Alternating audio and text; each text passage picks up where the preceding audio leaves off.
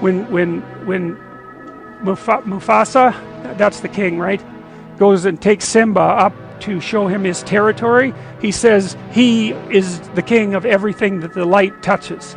And that's a very old idea, and you guys had no problem with, that was fine, that made sense. And that out beyond the light was the darkness, and that was the elephant graveyard, that was death, that was the place of death and danger, that's where the hyenas hung out, and you weren't supposed to go there. And so of course Simba, because he's a rule-breaking hero just like Harry Potter, immediately goes there.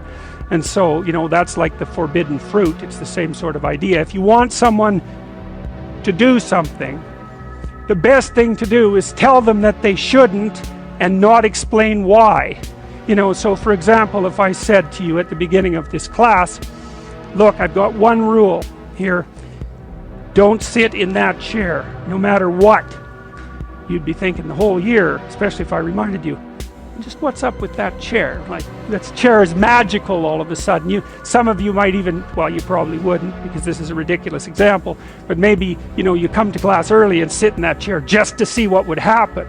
And people are very curious, and that's exactly what we're like. And that's a very old story too, right? It's like opening Pandora's box. Don't open that box, you'll be sorry. It's like, all the horrors of the world fly out. And believe me, you will open Pandora's box many times in your life, because with your family, or maybe your mate, or maybe your children, you'll have this idea that they have a box with things in it that you want to know about, and you'll say, well, I'm kind of curious about this particular event, so why don't you tell me about it? And they say, well, no, we probably really shouldn't open that box, and you keep bugging them, and then they open it, and then all sorts of things fly out that you didn't expect, and then maybe you think, hey, it would have been better if I would have just left that damn box closed. And you can do the same thing to yourself, believe me.